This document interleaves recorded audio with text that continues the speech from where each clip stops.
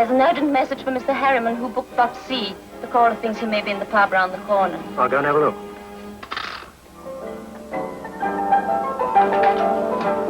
Is there a gent with the name of Harriman here who's booked box C?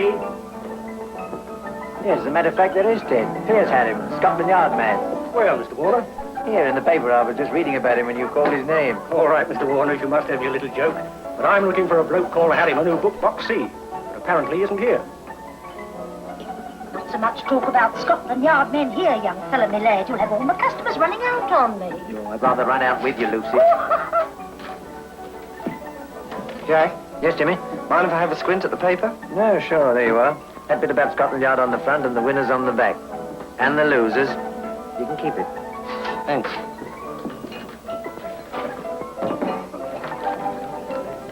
Now listen, Jimmy. I still think this band of ours ought to have more money. What? Yes. You're our manager. You ought to see about it. Mm-hmm. I suppose I've got to talk to your sister Peggy, as usual. I'm going to the front of the house. Which was that box Ted mentioned? Box C. Why? Nothing, doesn't matter. Coming over, Jack. Yes, Ivy. Oh, Mr. Warner, do you mind signing my autograph book? No, not at all. Here's a pencil. I'm sorry in the blue one. That's all right. I shall never forget you on the wireless with your blue pencil and your brother said, did not make me laugh. By the way, have you heard from him lately? Well, as a matter of fact, I just had a letter handed to me before I came in. Would you like to hear what he says? Oh, I certainly would. All right, well, here it is. Oh.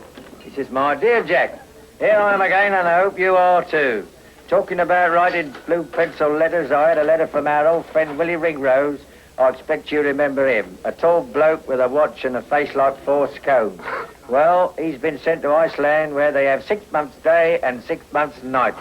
It suits the lazy old blue pencil so-and-so a bit of all right, because he says he went to bed at 1/4 to April and got up at 1/2 June. I cannot write a long letter as I have only got a short pencil, so cheerio for now. Your affectionate brother, Sid."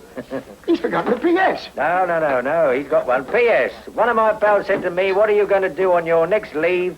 And I said, "I'm going to stay in bed every day until 1 o'clock and then come downstairs and have a nice lie down on the sofa."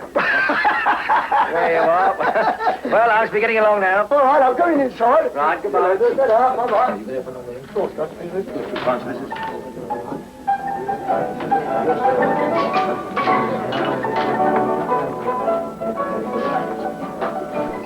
I say, did you hear the commissioner asking with Mr. Harriman? Oh, yes, did he? How are you, Harriman? Fine, very well, thank you.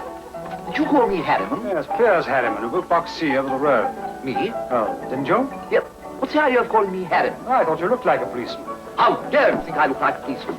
Well, I'm the only one that knows it. Why, for 2 pins, I'd ask you who you were. Yes. I say, Jack, there's some very funny people about here tonight. I'll say. Do you know what the fellow inside there called me? No, what? Well, he called me Harriman. Which man? Well, the bloke inside there. Well, maybe this is going to be your night out. Yeah, but I'm not on duty. Well, talking about duty, Vic, what were you before you joined the force? Why, I'm not an ordinary policeman. Oh, you're telling me. Special reserve. As a matter of fact, I'm on the stock exchange. Yeah, they got some very funny fellas there, too. Oh, hello, Peggy. Excuse me. I'm in a hurry, Vic. Why, I was saying I want to say to you. Oh, Vic, why not tell me some other time? Well, I know you asked me not to see you here, not to see your home. When can I see you? Oh, I want to talk to you, Peggy. Oh, I'll see you later. He's been watching the stage door for a long time, Peggy. I can't help it, Ivy. I can't help anything. But you're fond of him. You told me so. Can't a girl tell a lie without coupons now? Listen, Ivy. If you had a boyfriend and you knew the time was coming when he'd give you the air, you'd give him the breeze first. The same as I'm doing. Rubbish. Victor's crazy about you. Well, I told you. Is that brother of mine in yet? I saw him in the pub. He said he was going round to the front. Oh. I'm sorry, sir. We haven't the seat left. Did you find that man Harriman you were looking for? That box C message, you know. Oh, yes, that phone booking. He hasn't taken it up yet. Well, you better let me have it. Thank you, sir.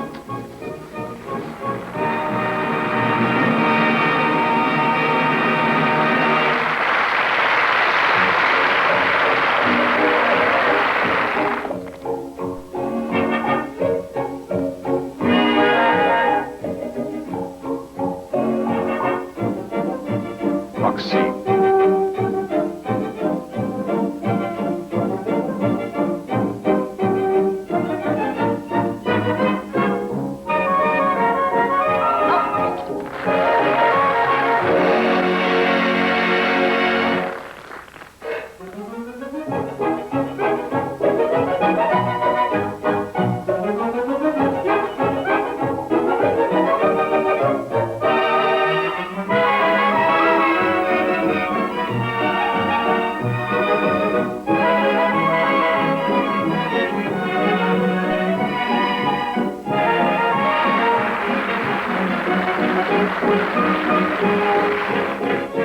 Joe, go and make sure Marvello's ready. Yes, sir.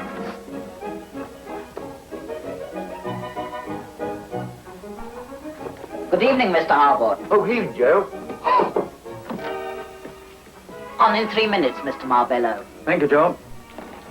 I'm Maya. Are you ready? Coming.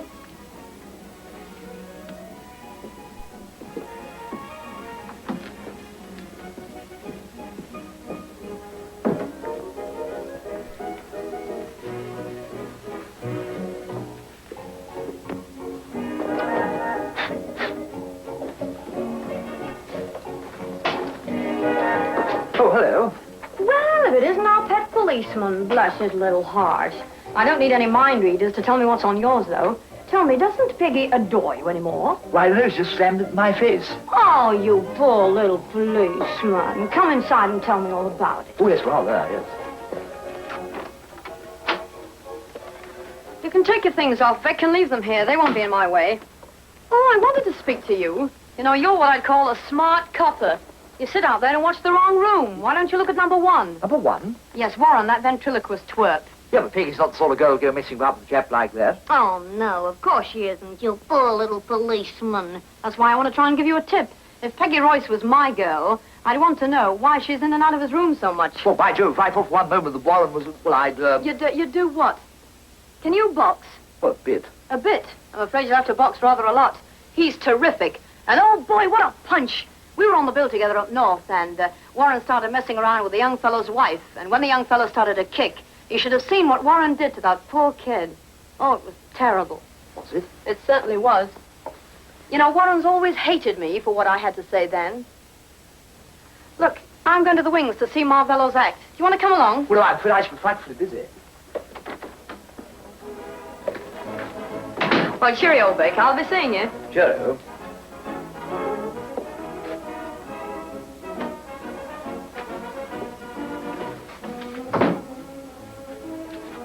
Were you thinking of saying something?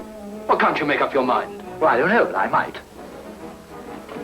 All the nice girls love a policeman.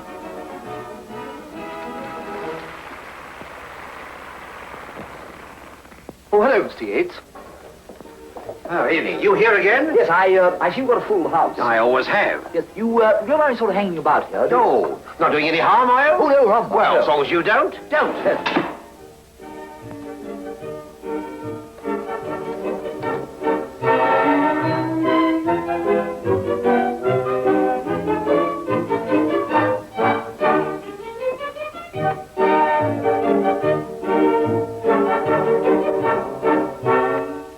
What am I holding?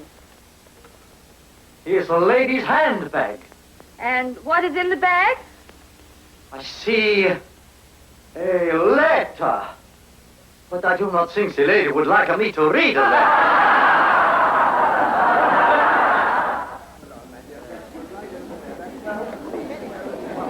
What have I in my hand? It's a cigarette case. Empty. Ask him what the initials are. And the initials? B-M-K. That's correct. Thank you. How do they do it, John? Well, it's easy when you know how. How?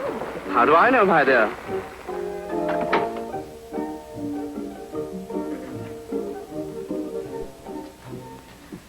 Who am I with? He's a man. Tall. Dark. Very dark. Dark mustache. What am I holding?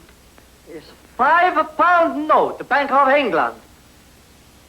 Ask him the number. What is the number? Number. I said, what is the number of this £5 note? Number. B X 9 1 9 9. Correct. What was that? Listen, darling. Go into my dressing room and get the letter off my table. Yes, miss.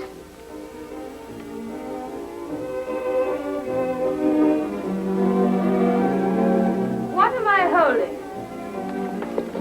Envelope. Contain 2 theater tickets for yesterday. Marcus, Girlfriend. what trouble with my doll? Mouth's jammed. Well, you'd better hurry up and put it right. You're on in 5 minutes.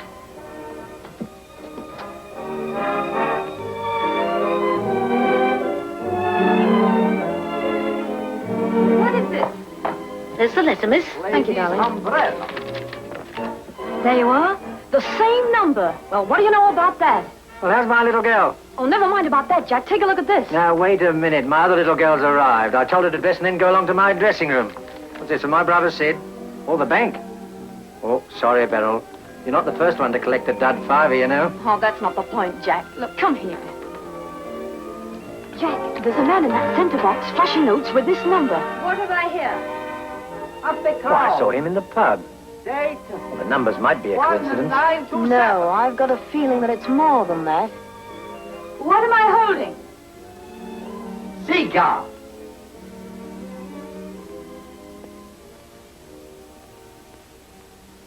Warren says he can't am take I his holding? spot. He says what? That thing slit. The load.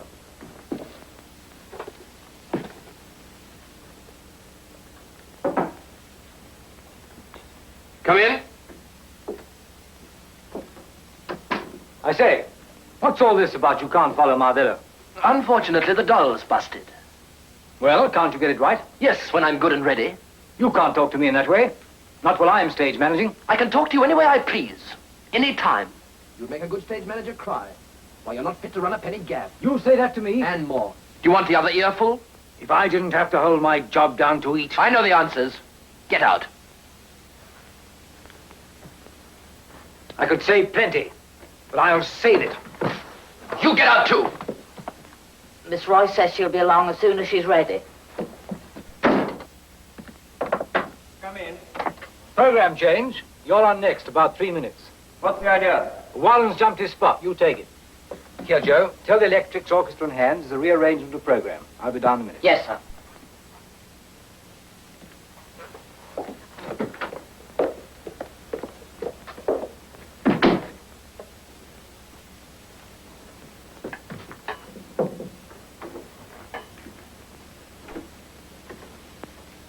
Listen, darling, I want you to pin this skirt in for me, will you? Yes, miss. That's right. Well, now you're going to look marvelous by the time I finish with you. I'm going to be good. I know I am. I've got a brand new monologue. I've been rehearsing all day. You know, I had my eye on this little niece of mine ever since she was so high, Beryl. Even then she had something. Well, you can have it all, Jack, but what's the good if you can't show 'em? Yeah, you've said it. And don't forget, you've got to thank Beryl as much as me for this chance, Phil. She's a darling. Oh, go on. You'll make your uncle jealous. Well, there you are. That's better. Don't we look a handsome couple? Now, stop all this da-da stuff. Now, look, Phyllis, you go along to my dressing room, and I'll be in a minute, and I'll do your hair for you. Yes. Okay? Go on.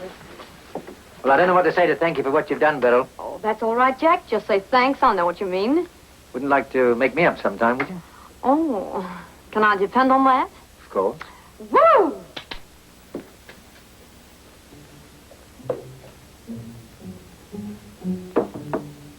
Come in.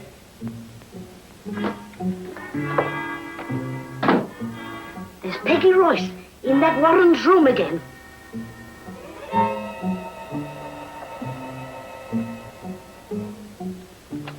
I'm awfully glad to see you. I wanted you to know the sort of fellow I am. You know I missed my spot to give your brother his last chance. That man in the box flashing the dud notes was a detective. How do you know? Use your common sense, girl. Why else would he have behaved like that? But when I accused Jimmy yesterday of what you said, he denied it.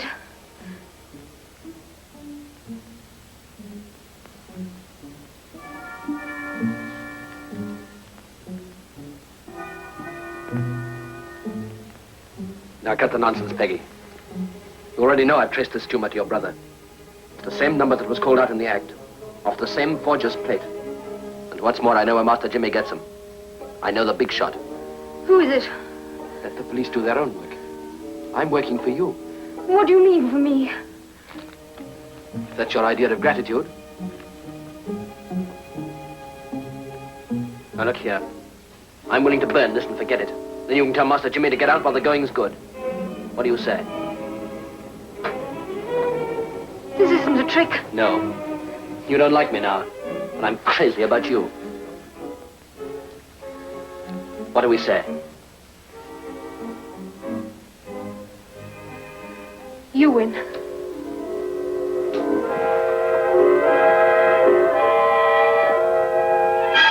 was that? There was someone at the window. Trying to pull parlor tricks, huh? That's a mistake. There was someone at the window. I've got to see Jimmy at once.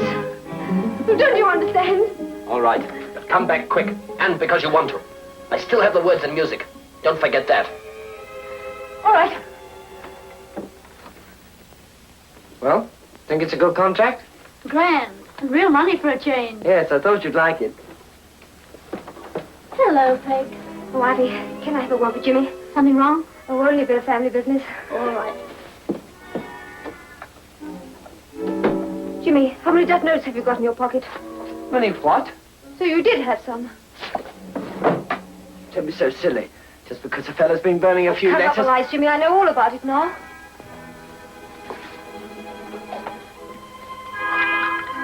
Well, if you do, I suppose. But, Jimmy, how did you get mixed up in that filthy racket? Listen, Peg, I had to have some money. It was the only way Yes, to but get who's it. behind it? I can't tell you. You can't tell me. Listen, Peg, I'm scared. There's a man in box here, and I can't find out who he is. You know about him. The box was taken by a man called Harriman. He didn't turn up, and this chap took it. Well, Warren says he's a detective. Warren? Well, you may as well know. He made me promise not to tell you before. He's the one that told me what you were up to. He knows all about it. Then maybe he put that man there. Oh, I don't know. He's using what he knows to get hold of me. Oh, Jimmy, what can we do? He's what? So that's Warren's racket. You go to your room. What are you going to do? You leave Warren to me. He knows too much. Yes, but what are you going to do? I'm going to deal with Warren my way. Oh, Jimmy, do be careful. Now, look, dear. You go straight back to your room, and whatever happens, keep your mouth shut, see? I tell you I won't follow the next. Yes, you will. Besides, what's wrong with her? I've seen her act. You think I'm going to walk onto the stage to the cold house she leaves behind? You're making a big mistake. I won't do it. I'm telling you, you missed your spot, and now you go on what I say. Is that so?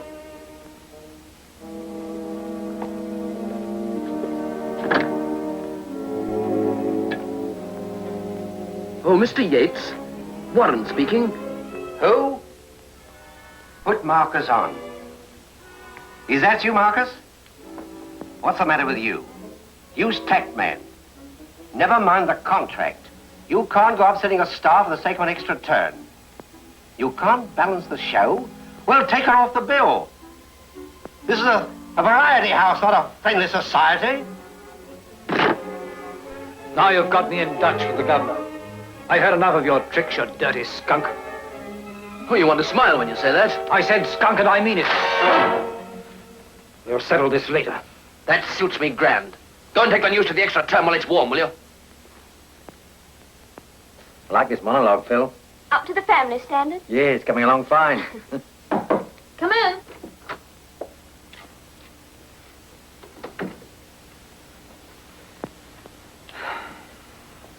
Hello, Marcus. What's on your mind? I'm sorry, Jack, but I'm afraid she's off the bill.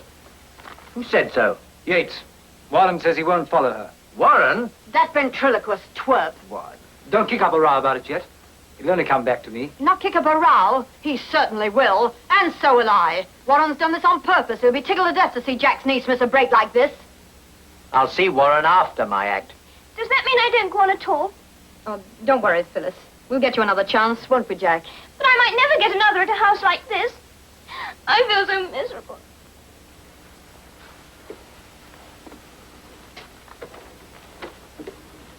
Don't worry, Phil. I'll get you another break later on. You see.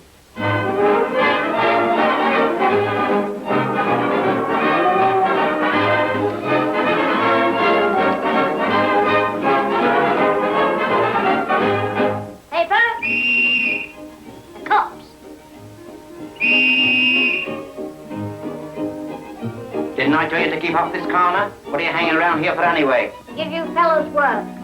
You know what happens to cheeky kids like you, don't you? Yes, they grow up to be policemen like you.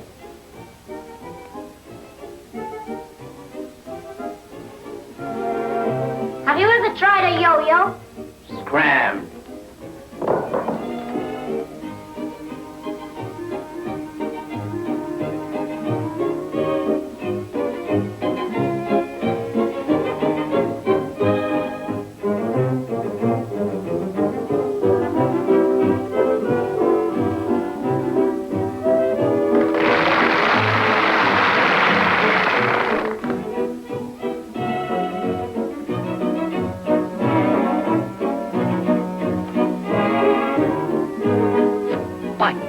Forger. Oh, I wouldn't say that. We must be. Oh, don't get excited. Look, I merely said that a man up there is flashing dud notes. Well, if he's not a forger, how did he get them? Ask him. Why, Will. Oh, but I have to be a bit artful. Oh, rather. Don't go and put him under arrest or anything like that. Oh, no, fear, no. I'll tell you what I will do. I'll pretend to arrest him and see how he takes it. Yes, the force will certainly miss you when you get back to normal. Yes. I have to be very, very crafty, and I'll lead him on and tangle him up. Yes. Nice and woolly. Yes. Yes. Right up your street. Yes. Well, go on then. Start your knitting. Knitting? Do your stuff. Oh, yes, yes.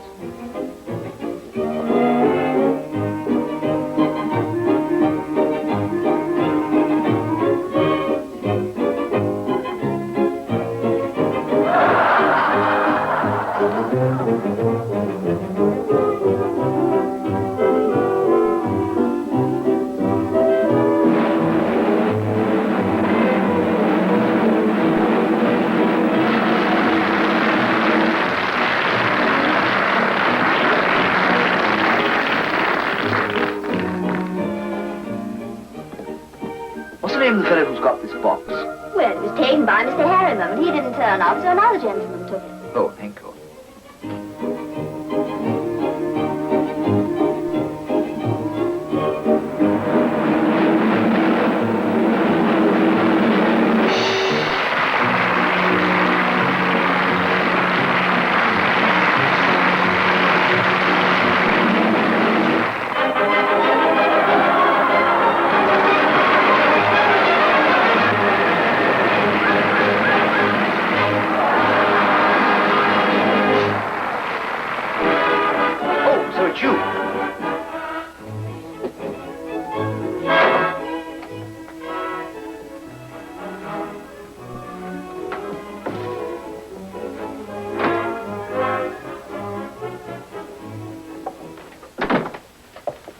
So it's you. You said that before. Oh, yes.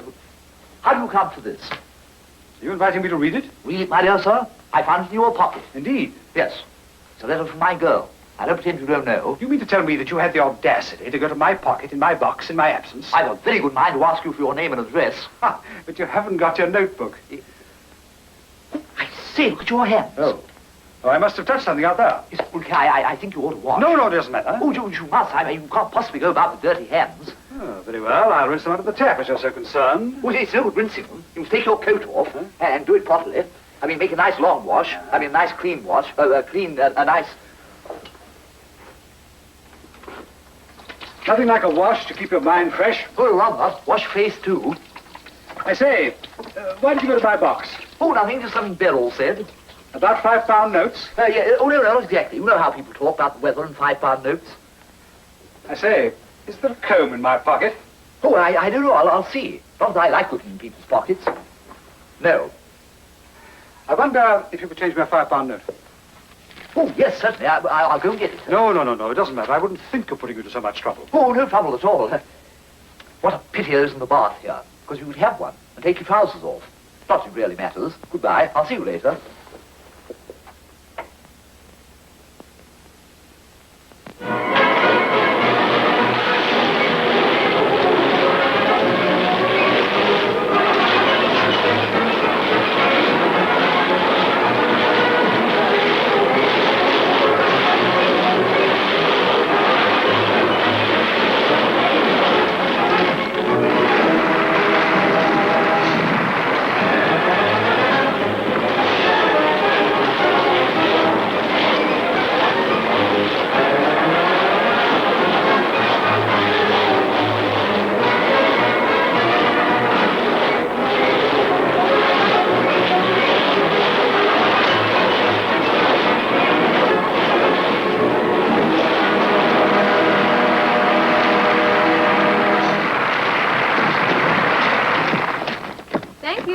Is there any member in the audience who would care to come up and take a little ride with us this evening?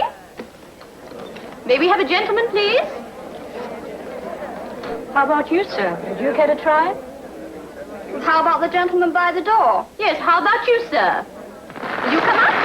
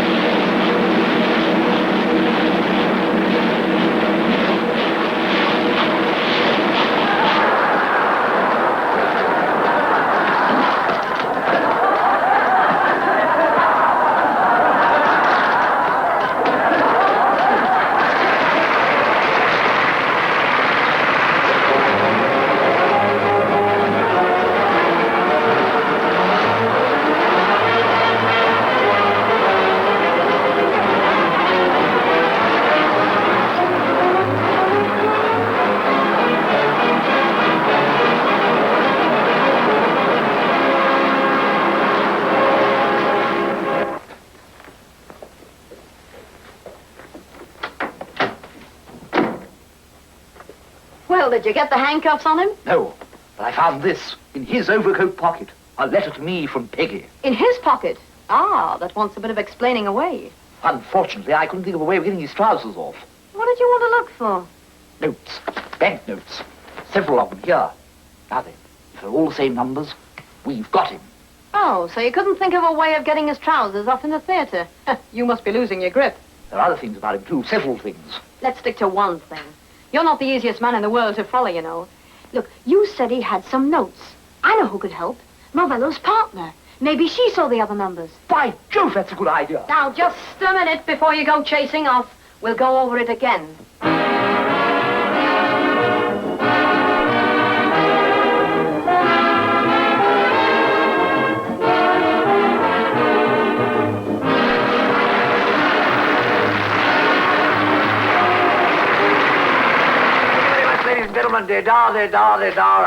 My bike. I'm very worried. I got a letter from my brother Sid. Now, well, his old letter, I'll just read you the P.S. He says, P.S. I cannot tell you where I am, but if Hitler invades us, we shall pelt him with Margate Rock. Careless talk, you see, that's what I was worried about. A couple of fellas talking outside the stage door as I was coming in. Heard one say to the other, what are you going to do after the war? Second one says, oh, I don't know, I think I'm going to have holidays. You going to have holidays, Sid? Yeah. He said, what are you going to do? Oh, I should have got to ride round Germany on a bicycle. Huh? The other one said, blimey, what are you going to do in the afternoon? Makes you think of talking like that. Well, now, everybody's doing their best for salvage, so I'm going to start and sing a little song this evening, all about salvage, bringing in some of those highly comical occupations I used to get up to. Now, you've heard about the funny occupations, what's done by me and also friends of mine. Well, I know a bloke who's really got a very funny job. It's a sticky one, but still I think it's fine. Because he's a sticker in a sticks in toffee apple. He sticks them while they're sticking in the tin. And he doesn't have to grapple with the toffee or the apple. He just picks up the stick, bugs it in. And it's really work of national importance, cause as a food, the toffee apple's prime. But it's no good for a minute if the stick ain't sticking in it. So he has to stick the stick in all the time. That's funny job, isn't it? I know another bloke who's got a lovely salvage job. He's a nice chap and his wife's a dear old biddy. But when I think about the lark that he gets up to every day, well, I'm surprised that he ain't permanently giddy. Yeah, he's a ripper off for brass rails or for roundabouts. He's a brass rail ripper off, silly chap. He goes to all the fairgrounds collecting all the scrap. One day when I've come a nasty bum. See, it's all right while the roundabouts ain't working, and the horses and the ostriches are still. But if he starts brass rail jerking while the roundabouts is working, well, I've told him that he'll cop it, and he will.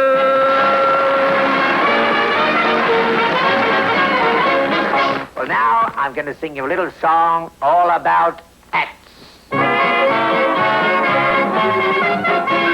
Now, I'm in love with a nice young girl. She's a private in the Act. And every time I think of her, it nearly drives me back. The hat that she was wearing was smart as smart could be. And when I was introduced to her, I said, you'll pardon me, but that's a nice hat, that really is a nice hat. The wefts and reds, they both compete, but a real hat's that's hard to beat. I'm always rather partial to a saucy tit for tat. But when I say an hat is a nice hat, I mean it's a nice hat. I took her out to tea one day. When I asked her, she said yes. I really had a nice real mill macaroons and watercress. But I had lost my appetite. I was dreamy, you could tell. But I was not a bit surprised when the waiter said, well, that's a nice hat, that really is a nice hat. The wefts and reds, they both compete, but a real hat's that's hard to beat. I'm always rather partial to a saucy tit for tat. But when I say an hat is a nice hat, I mean it's a nice hat. That's a nice hat, that really is a nice hat. The wefts and reds, they both compete, but a real hat's that's hard to beat. I'm always rather partial to a saucy tit for tat. But when I say an hat is a nice hat, I mean it's a nice hat. That's that.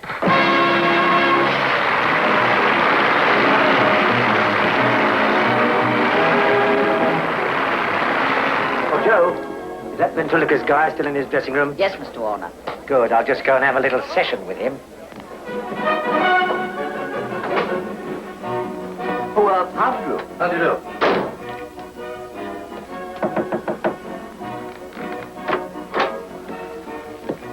Oh, when I said how to do just now, I meant something else.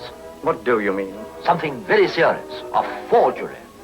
Forgery? Are you trying to insult me? Oh, no, that's not the point. Well, perhaps you better come in and explain yourself. I certainly will, sir. Oh, yes. You're the policeman who's friendly with Miss Royce. Yes. You've seen me lots of times. So you have something on your mind? Most definitely. The man in box C.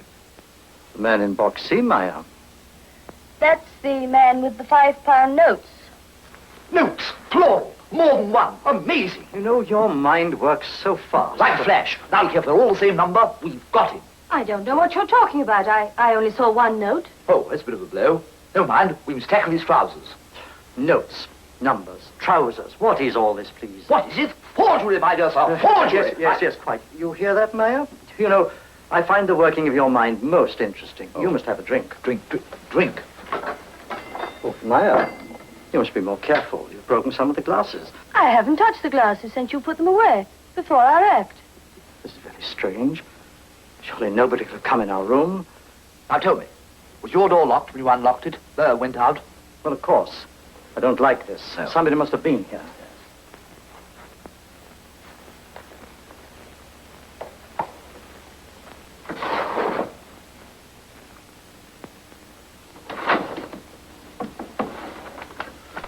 See that?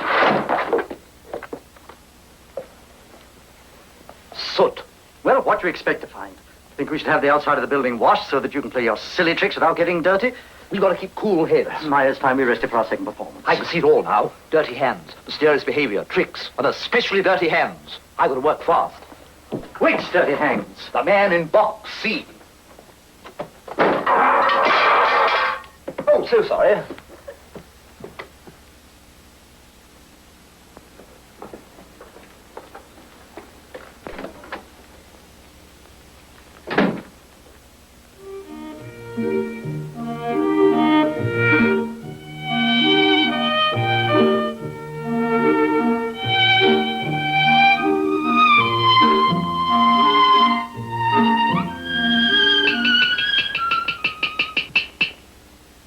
What's the matter? You're not in tune with the orchestra. Would you mind starting again, please?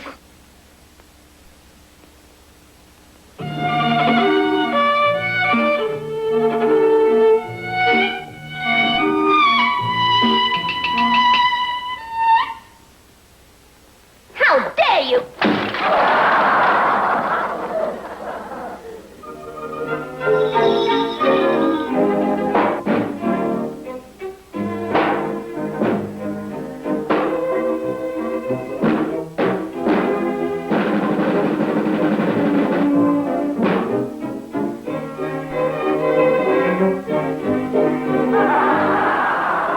I see you, Where's the fellow's ought to be in this box? Is he out again? Yes. Oh, I expect he's gone to the bar. He'll be back soon. Oh, lovely. Come on!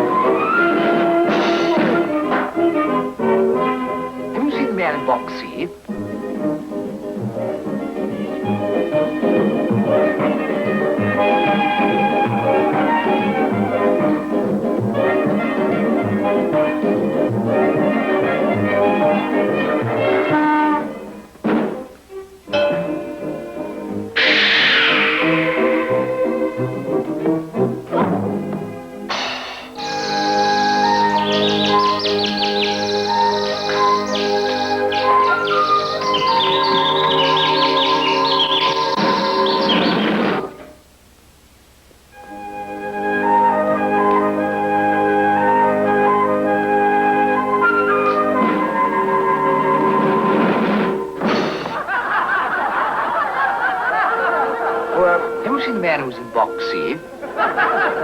I said, have you seen the man?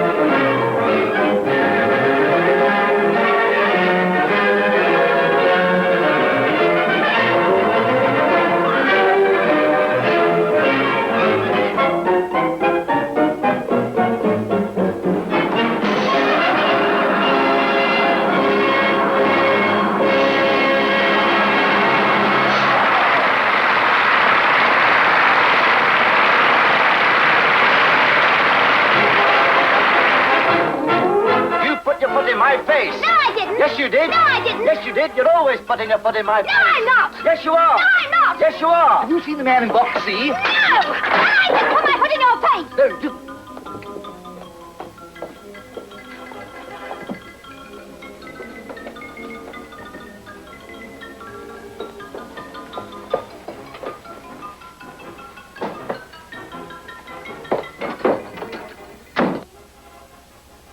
Jimmy, no good going on about it. That contract stands as it is. You don't want to snap my head up just because I asked you a simple question. When I showed you the draft contract, you thought it was grand. Now you want the whole thing changed. Only one clause? Oh, for goodness sake, leave me alone. I've got other things on my mind besides your silly little ideas. And whatever's on your mind is on Peggy's too. She's been out for days and it's nothing to do with you and Warren. Shut up! For 2 pins, I'd walk in and tell Warren too. I won't see you go off the rails for you or anybody else. Excuse me, did I hear something fall? Only a few hard words. They do drop with a bump sometimes. Is that clock right? Well, I suppose it must be. Oh, I'm sorry, I'm stopping a lover's quarrel. Some lovers.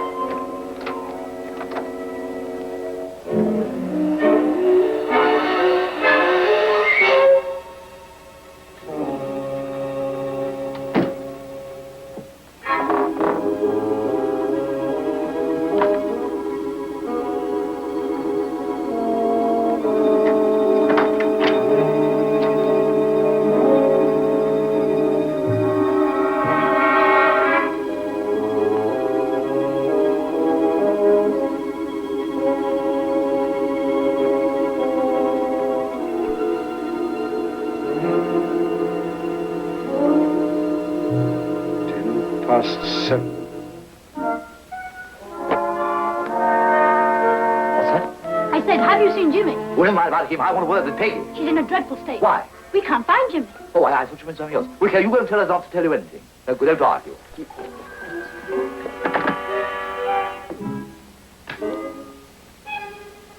Mr. Yates, this is a police message. If there's anyone with you, get rid of them. What's all this? Who do you say you are? The name is Piers Harriman. Yes, that's right. I'm sorry to tell you there's been a little matter of murder in your theater. Did you say murder? Yes. In about 2 minutes, I shall be coming along the fire escape gallery to your office. Yes, that way is necessary. Meantime, keep this to yourself. No, I'm not joking. It's Warren.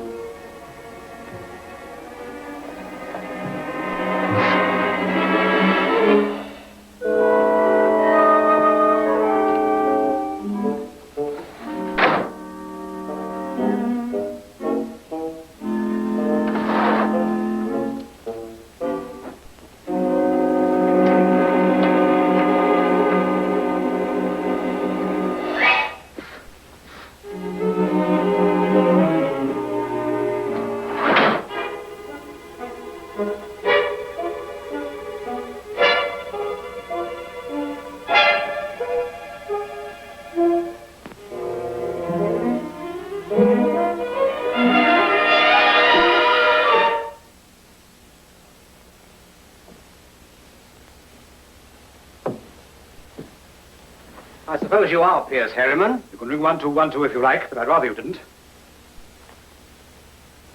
That seems all right. First, inform the stage doorkeeper not to let anyone out.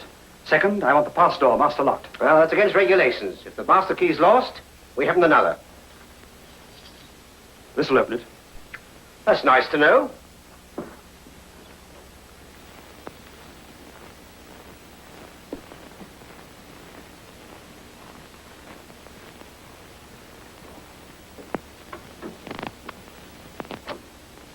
One more thing. Every artist must be told not to leave the theater. No reason given.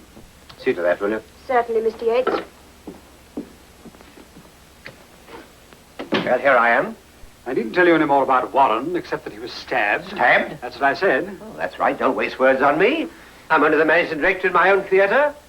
Tell me, did you go up the fire escape to discover this business? Yes. Oh, and by the way, the bottom flight of your fire escape is out of commission at the moment. I don't want anybody to get out that way. Pass door locked, stage door covered, fire escape out. Safe. The council will be very pleased to know about the fire escape. Tell me one thing.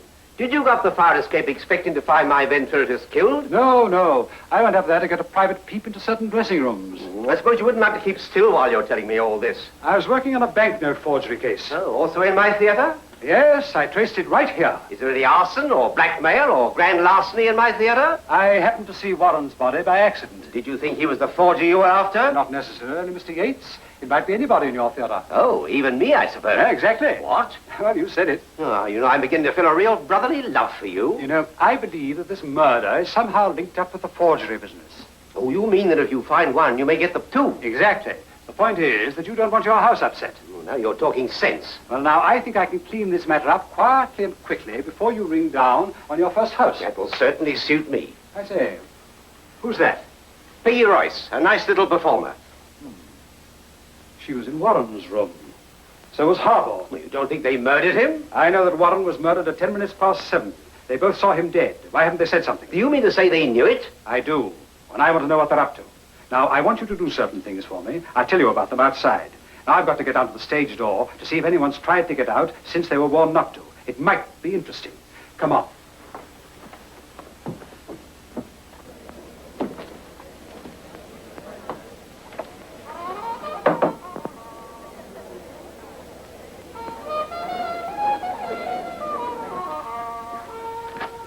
Orders of the management, girls. Nobody's to go out of the stage door. Why not? I don't know, just orders. Oh, Joe. Have you seen Jim anywhere? No, miss, I haven't seen him for some time. Oh, thank you. Why don't you go and have a word with Victor, Peggy? I keep telling you he wants to see you. Not now, Ivy. That policeman's outside. Perhaps he knows what's going on. Well, how would he know if we don't? Well, I have an idea. I don't know why. This has got something to do with that fellow Warren. Now, what gives you that idea? Just a thought. Well, so long as we know. We will see. Mr. Hulbert, could I speak to you for a moment? Me? Yes, if you don't mind.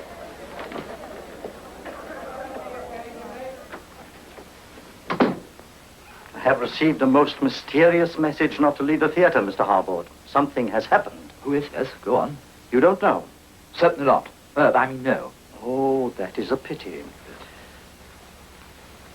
A short time ago, a most curious thing happened. For no reason, into the crystal came the number 1. Well, that's the number of Warren's room. Oh, but wait. Through the mist came 2 faces. Not clear, but what shall we say? Shall we say not clear? Yes, not clear. Now, but recognizable, only different. As if your eyes were so big. My eyes? And your sweetheart's, Miss Royce's. How dare you mention my sweetheart's eyes? My Peggy. She's got beautiful eyes. Yes, she has. I won't hear another word, not another syllable. And that was that. Exactly what was that, Marvello? Did you notice Harboard's reactions? Well, maybe you have to be a big psychic to follow your mind. Anyway, we shall see what we shall see.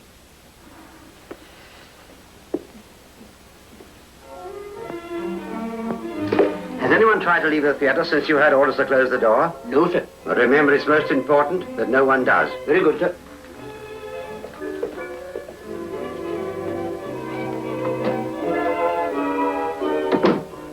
You couldn't get out to find Jimmy then. I didn't try. I changed my mind. The way you're behaving, I shall soon begin to wonder if you've got one to change. Hello, Hulbert. Oh, you might be the man I'm looking for. Why, I just want to see Peggy. Just step along to Warren's room with me, will you? Warren's room? Yes. But I say, couldn't we have a chat somewhere else? A chat? I don't want to chat. Don't you feel well? Oh, yes, very well. Well, as a matter of fact, I can't get any reply to Warren's phone. They tell me the door's locked. Well, perhaps he likes it locked. Well, we'll see.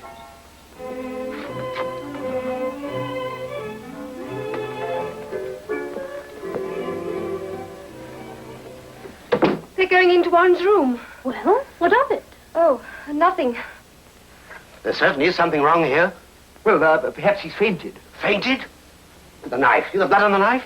What are we going to do? You're the policeman? Ah, but I'm not on duty. Oh, rubbish. You fellas are always on duty at a time like this. Yes, we don't know he's really dead. Well, go and have a look. Oh, no, you're nearest. You look. There's no point in us both looking.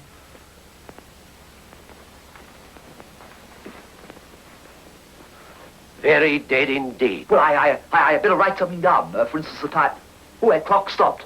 I'll go look at the clock in the corridor. Hello, Peggy. See that man? I saw him looking through Warren's window. When? About half an hour ago. That's important. That's given me a big idea. Mr. Hulbert, where are you? I can't tell me everything the first opportunity, whatever you don't tell anybody else. It's most important. Hulbert! I believe I've got it.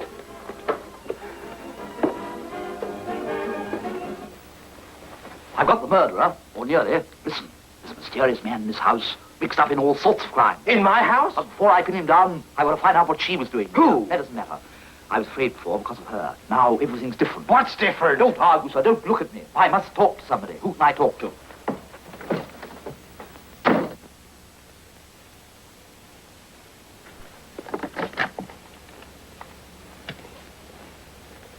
Is that you, Harriman? Look here, I suppose this is all right. Yes, but I'm taking some pretty big chances, old man.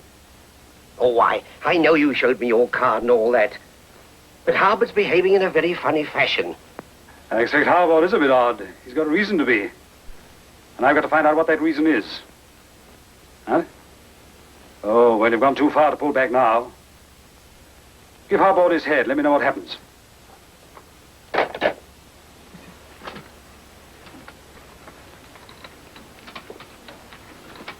Now, let's have a look at your face. Not too bad. What do you think, Mr. Harriman? Yes? You know what to do his eyebrows, his lips? Eyebrows, right, huh? All right, Sonny, come on. Here a minute. Just a minute, let me finish this off. Look. Can't you keep still a second, for goodness sake, Lee? There's box C. Now, the stage is here. There's the corridor. There's the window with the fire escape where you get your hands dirty. Oh, look, stop all this messing about. Warren is dead, isn't he? Almost. Killed. Absolutely. And you don't know who killed him? No. But I'm perfectly certain Peggy didn't, because the moment she mentioned that face at the window, that gave me a new idea. Look here, are you sure you didn't bump him off? Me? Sometimes people do that sort of thing, you know, without knowing it. Do they? Yes, in a rage. Sort of everything gets blacked out. Think back. Oh, but if I didn't know then, why should I know now? Look here, Vic. If you did have an accident with Warren, keep this line going. Line? What line? Behave the way you're doing now. A bit cuckoo-like. Cuckoo? If it's an act, it's a good one, but I'm sorry it went as far as killing. Of course I didn't kill him. How dare you say such a thing? You're putting ideas into my head. Where was I?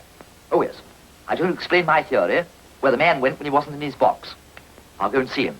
He might give himself away.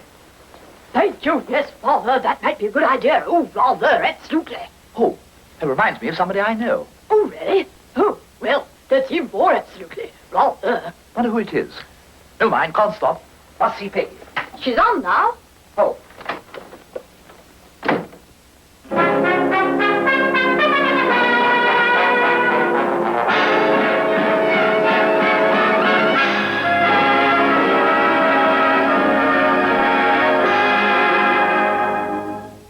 Ever since we've been together, troubles don't worry me. Every moment of my life is heaven, and the world belongs to me. Every time we stroll together, birds sing on every tree, greeting us in every kind of weather, and the world belongs to me.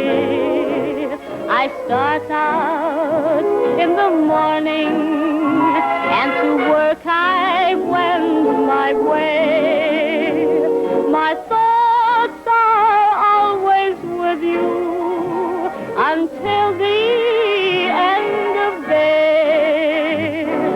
As I make for home each evening, happy as one can be. Then I see you waiting at the doorway, and the world belongs to me.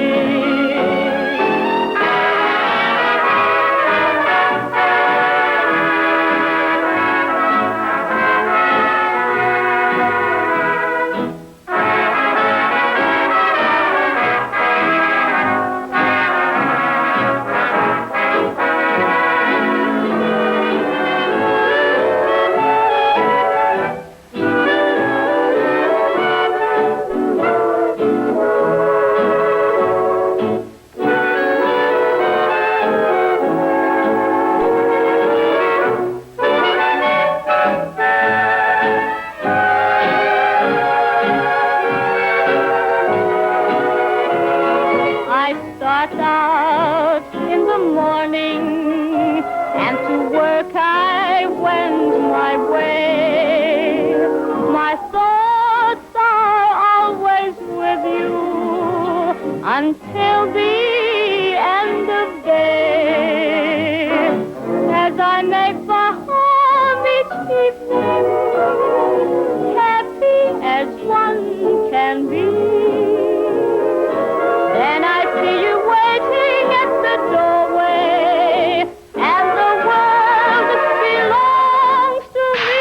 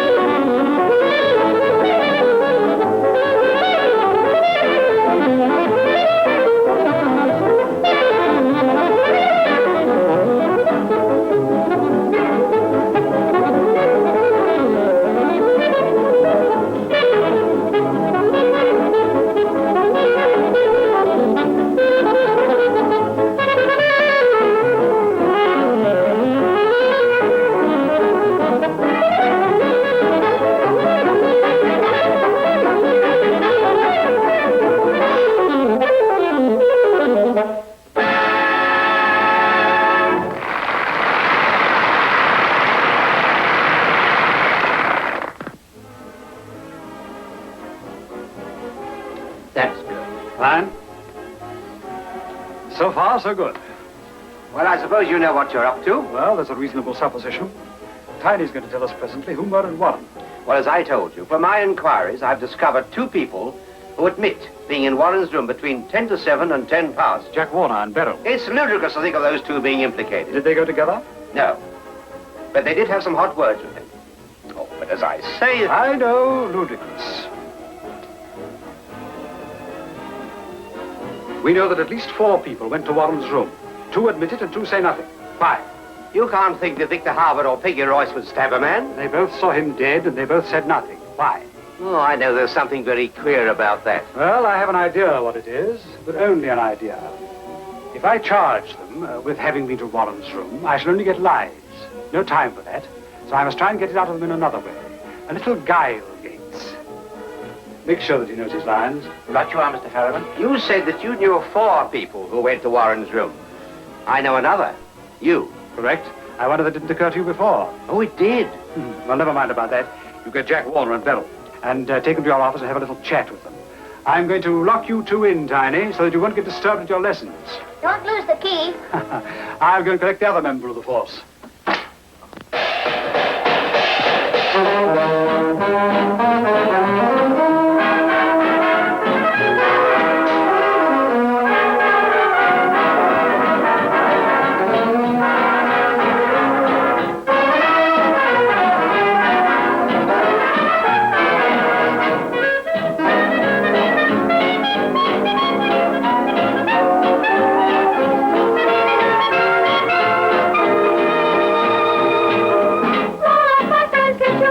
You can see the fat lady, the skeleton man, while the roundabout goes round and round. The roundabout goes round. There's also hot dogs and ice cream and coconut shy.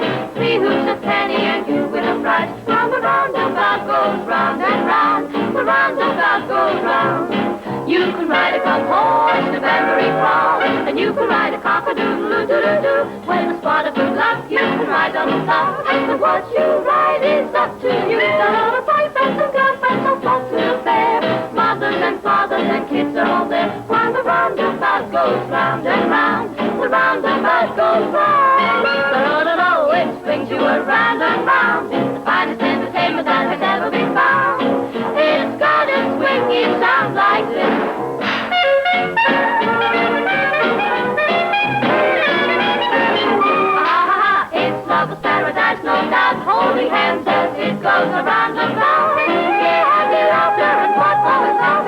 quite low.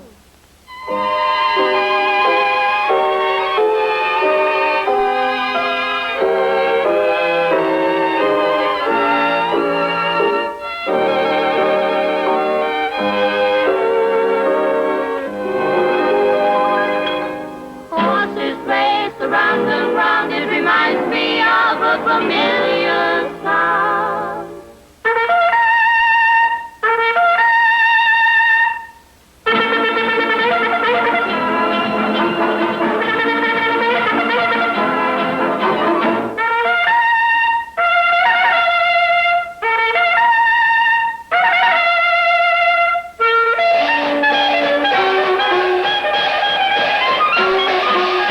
Now the roundabout is moving round, hear that swinging rhythm sound. It's a rhythm that we always give 'em, yeah, give 'em. Roundabout goes round.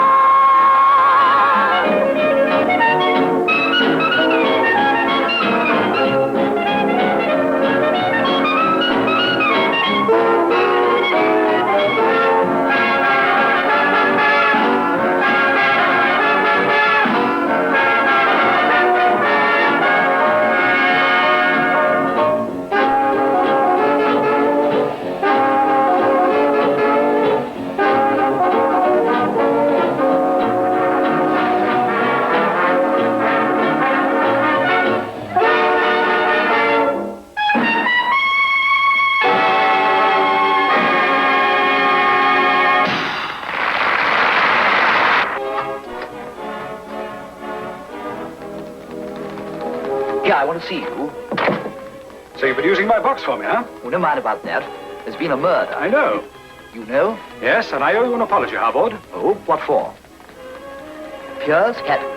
But you called me Harriman. Yes, I was on forgery then. Now it's murder. A bit different. Oh, is it? I don't get that. You will. Why, not so sure. Besides, there are other things, too. Notes, boxes, and dirty hands. They'll explain themselves. Oh, will they? Yates has told me how the two of you discovered Warren. It must have been a tremendous surprise. Oh, enormous. Yes. Now, I'm going to ask you to help me in the investigation. Oh, yes, yes. And I'm going to take you into my confidence. Oh, thank you. I believe that at least 2 people knew of Warren being killed before you went there with Yates.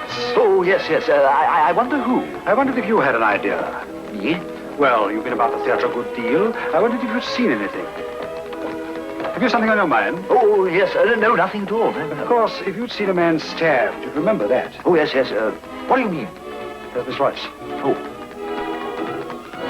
You were the man I saw looking through Warren's window. Shh, Peggy. He's a detective. I suppose you know what's happened to Warren. Everybody does.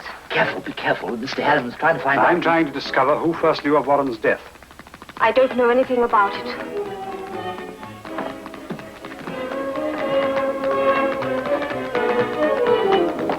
I say! I want you both to come to Mr. Yates' office. Well, I must get my wrap. Well, I'll help her get it.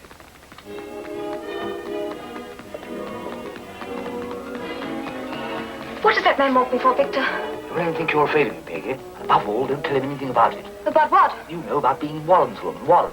What do you mean? What about Warren being dead when you saw him? When I saw him? Are you crazy? Am I? I'll get my wrap. We went into Warren's room between certain times, and you think we might have had something to do with it. Me? What would I have to do with murdering people? Oh, don't you upset yourself, Beryl. Do you seriously think that either of us had anything to do with it? Well, it isn't what I think, old boy. Does that detective mug think so? Well, if he does, he's going to get a basinful from me. Oh, boy. As a matter of fact, I don't know very much. But there's a spot of forgery in this. Forgery? £5 notes? Ha, you're telling me I've got one. Oh, excuse me. Listen, what do you make of it, Jack? You can search me. Forgery, murder, mysterious detectives, comic policemen. I'm no ordinary policeman, old boy. Fancy us being mixed up in a murder. Private Warner and his little gal. Well, it doesn't sound so funny to me, old boy. Beryl, the stage manager's ringing for you. Well, I feel like doing my act tonight after all this has been going on, I don't think. Go on, Beryl. Nothing stops the trooper. I'll stay here and see it through for you. All right, Jack, but don't get yourself pinched.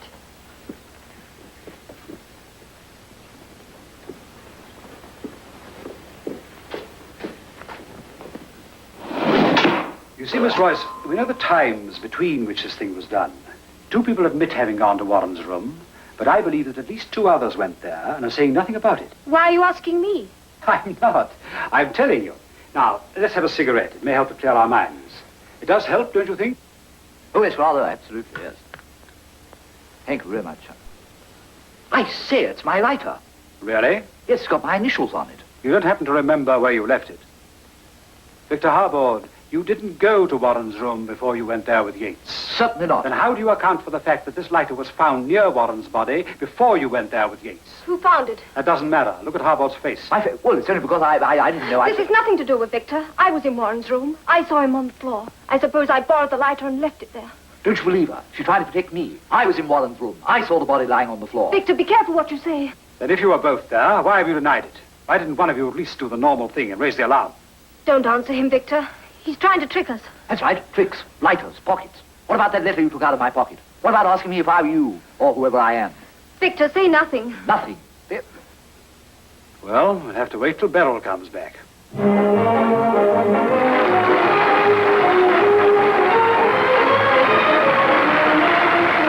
Hello, everybody. This is Beryl, bringing to you some of the interesting personalities who are in town tonight. And first of all, here is an American comedian, and I hope you like it.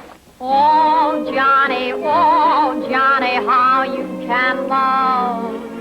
Oh, Johnny, heavens above. You make my sad heart jump with joy. And when you're near, I just can't sit till I'm minute, 'cause you're, oh, Johnny, please help me, dear. What makes me love you so?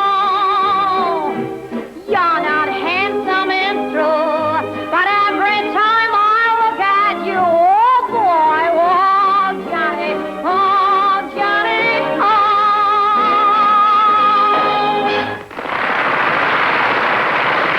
You probably all know that well-known poem Excelsior. Anyway, it goes something like this. The shades of night were falling fast as through an alpine village passed a youth who bore amid snow and ice a banner with a strange device, Excelsior. Well, I would like to give you the same verse as I imagine 1 or 2 people might broadcast it. First of all, Nellie Wallace. Oh, dear. Oh, girls. The shades of night were falling terribly fast. Oh, girls, and the blackout's awful. Ain't it terrible? But you know, it has its good points. It's been a friend to me. Oh, it's through an alpine village that passed a lovely youth. Girls, you should have seen his banner. Oh, what a beauty. Now, this is my idea of the American telephone operators we all see on the talkies these days. Something like this. Chicago call New York, Chicago call New York. Hello, Danny. I got a few minutes to spare while I'm waiting for a call to be put through. I want to tell you about the cutest poem I heard last night.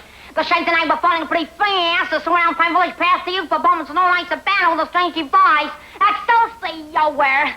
Oh, gee. Ain't that a pip or ain't that a pip? Am I romantic or am I romantic? Well, I gotta go now. I'm right down the line. Chicago call New York. Chicago call New York. You're through now. Go ahead, please.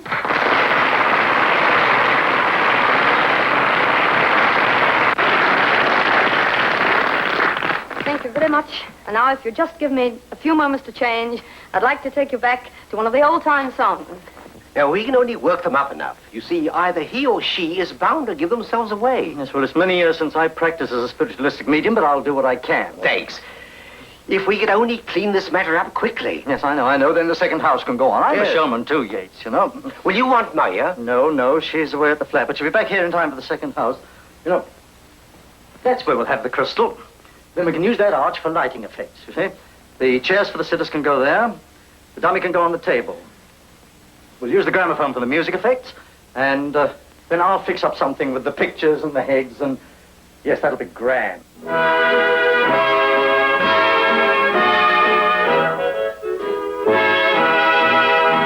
I feel so awful blue. I really don't know what on earth to do.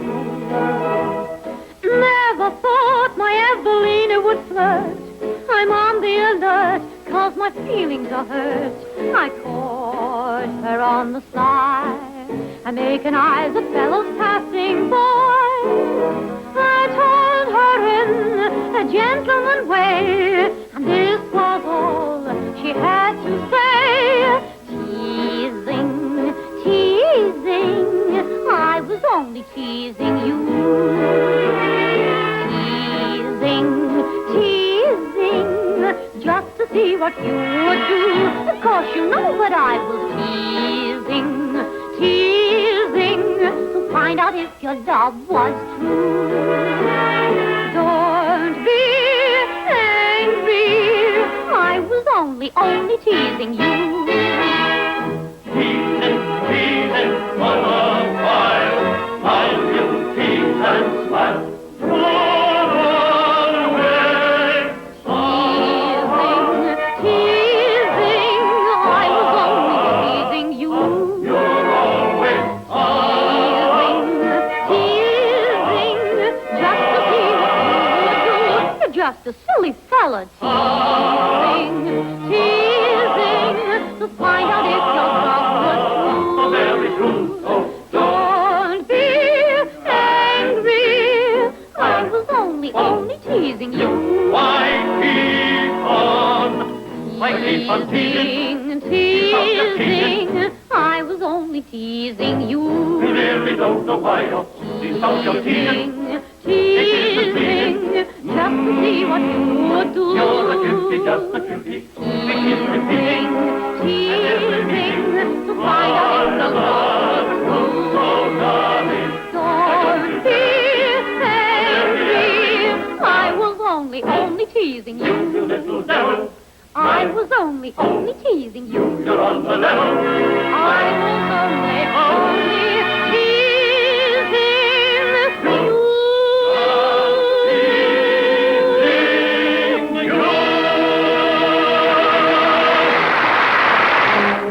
Mr. Yates says, will you go to Warren's room, miss? Oh, okay, Joe. Now, don't be nervous, Miss Orde. Hey, what's going on in here? The person who murdered Warren is in this room, and I'm going to find out who it is. Just like that, eh? Well, listen, if you're going to start any of that bogey and crystal gazing nonsense, I'm going to tell you right now I don't like it. Now, won't you sit down?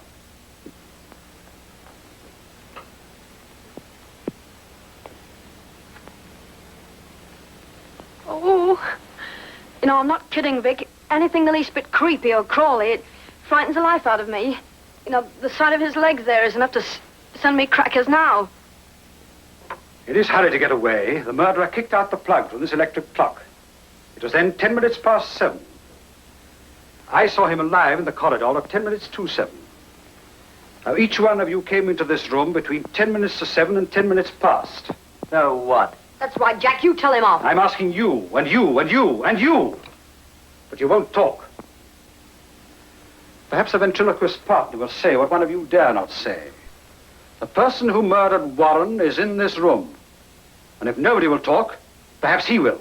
Well, if you think he can tell you, why don't you ask him? I will. Well, get on with it then. Very well. Are you feeling queer?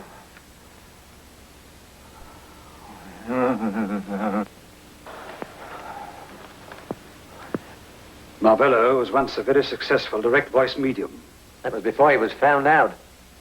He was particularly successful at producing supernormal phenomena.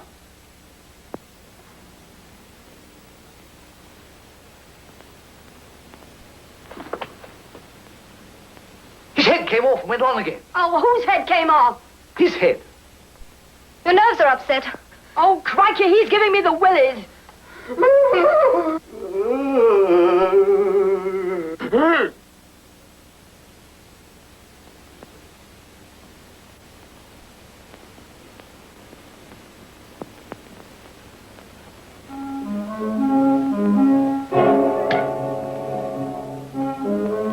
If you are there, Aleppo, speak!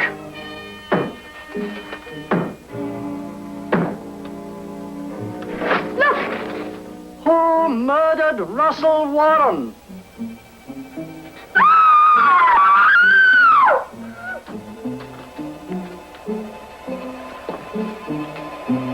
Oh, let me get out of this! That's all right, sit down.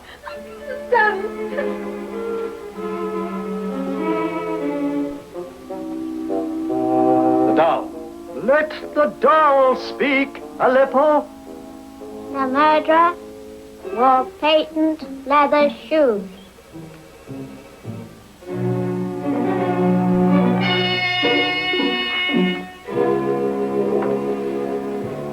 Let the dolls speak again. Let the doll speak again, Aleppo. The murderer wore patent leather shoes. What shoes was Jimmy wearing?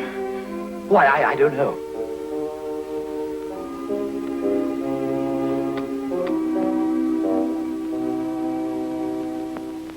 You'd better think back hard. Yes. He said he wasn't an ordinary policeman. He said a jugful. Why don't you say something? Tell them they're making a mistake, Vic. Yes. Put on an act. Play cuckoo.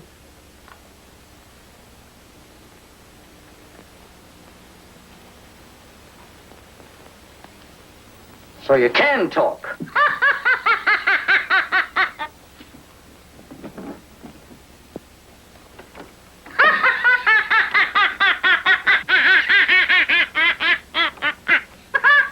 What have you got to say for yourself, Hulbert? He doesn't remember a thing about it, do you? Why, look at his face. He's cuckoo. This is all trickery. All because he's wearing patent leather shoes. Look, he's wearing them too. That doesn't help you much, Hulbert. You've given yourself away.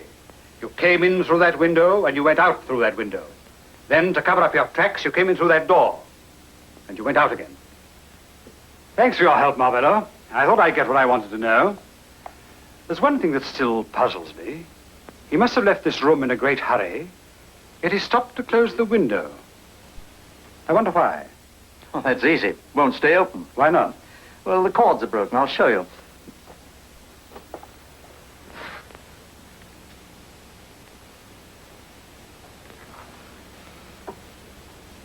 That's very curious, Marvello. Only 2 people know about that window. You are one. And Harvard's the other. No, I am the other. I came that way too. Just too late to see you going out. You are the man I want, Marvello. I've been after you from the first for forgery. Now I want you for the murder of Russell Warren. You thought that your brother murdered Warren, and Harvard was afraid that you had done it. So you were both afraid to speak. But your brother didn't see Warren. He saw the big man, Marvello. Marvello killed Warren because he knew too much. Now, if you ring up Marvello's flat, I think you'll find your brother there now, waiting with Mayor. Sorry, sir. Second house has already started. That's all right, Joe. Well, everyone's satisfied except me. Me with 2 acts short for the second house. Beryl, I'm going to get my protege. Don't be so daft, you mean, you little cow. Come on, you can all ta-ta, ta-ta, ta-ta.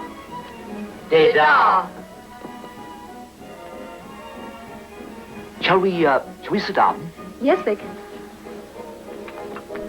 Yes, Vic? I see, old boy. I see you've got everything under control. Rather. Yippee! Oh, thank you very much.